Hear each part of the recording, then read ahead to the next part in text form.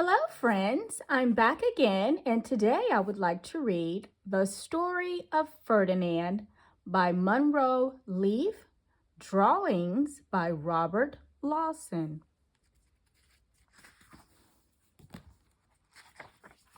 The Story of Ferdinand. Once upon a time in Spain, there was a little bull, and his name was Ferdinand. All the other little bulls he lived with would run and jump and butt their heads together. But not Ferdinand. He liked to sit just quietly and smell the flowers. He had a favorite spot out in the pasture under a cork tree. It was his favorite tree, and he would sit in its shade all day and smell the flowers.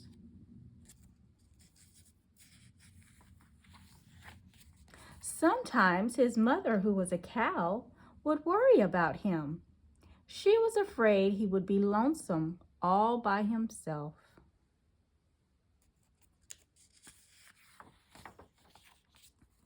"Why don't you run and play with the other little bulls and skip and butt your head?" she would say. But Ferdinand would shake his head. "I like it better here, where I can sit just quietly and smell the flowers." His mother saw that he was not lonesome, and because she was an understanding mother, even though she was a cow, she let him just sit there and be happy.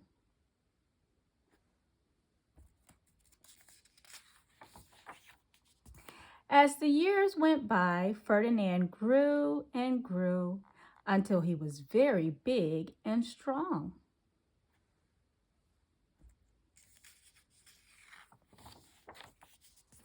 All the other bulls who had grown up with him in the same pasture would fight each other all day. They would butt each other and stick each other with their horns. What they wanted most of all was to be picked to fight at the bullfights in Madrid.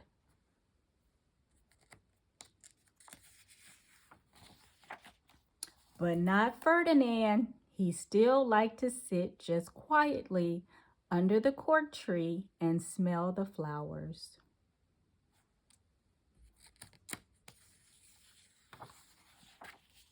One day, 5 men came in very funny hats to pick the biggest, fastest, roughest bull to fight in the bullfights in Madrid.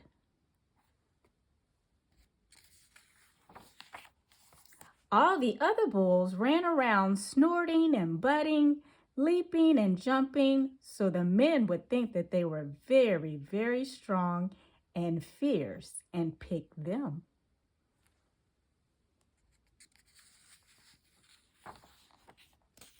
Ferdinand knew that they wouldn't pick him, and he didn't care. So he went out to his favorite cork tree to sit down. He didn't look where he was sitting, and instead of sitting on the nice cool grass in the shade, he sat on a bumblebee.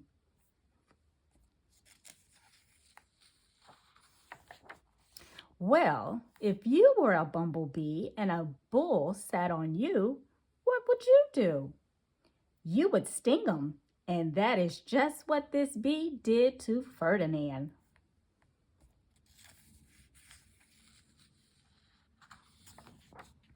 "Wow! Did it hurt?" Ferdinand jumped up with a snort. He ran around puffing and snorting, butting and pawing the ground as if he were crazy.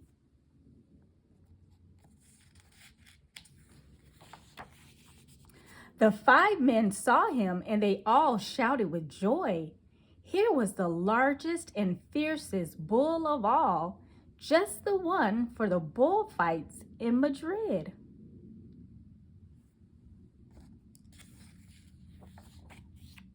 So they took him away for the bullfight day in a cart.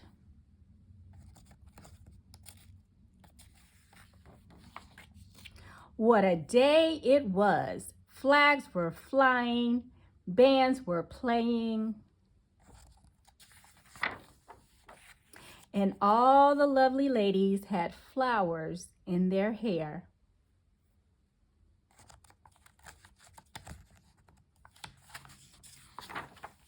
They had a parade into the bull ring.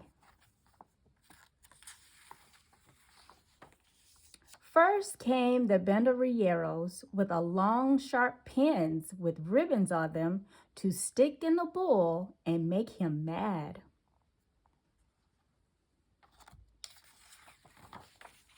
Next came the picadores, who rode skinny horses, and they had long spears to stick in the bull and make him madder.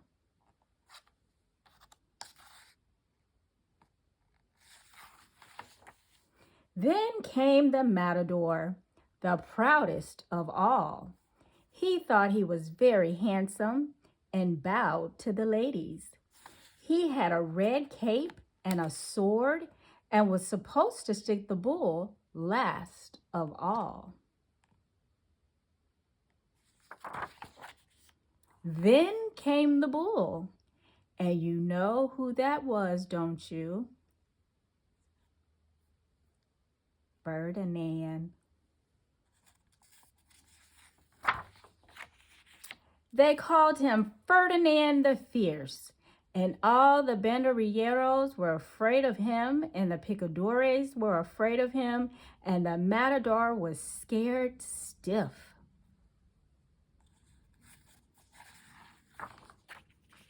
Ferdinand ran to the middle of the ring, and everyone shouted and clapped because they thought he was going to fight fiercely and butt and snort and stick his horns around.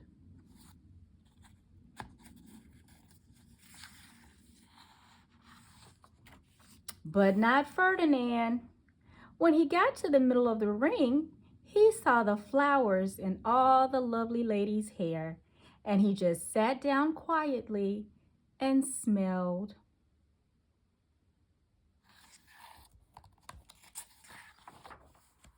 He wouldn't fight and be fierce no matter what they did. He just sat and smelled. And the banderilleros were mad, and the picadores were madder, and the matador was so mad he cried because he couldn't show off with his cape and sword.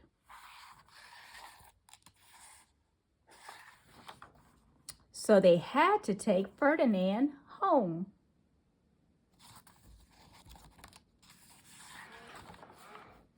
And for all I know, he is sitting still there under his favorite court tree, smelling the flowers just quietly. He is very happy. The end.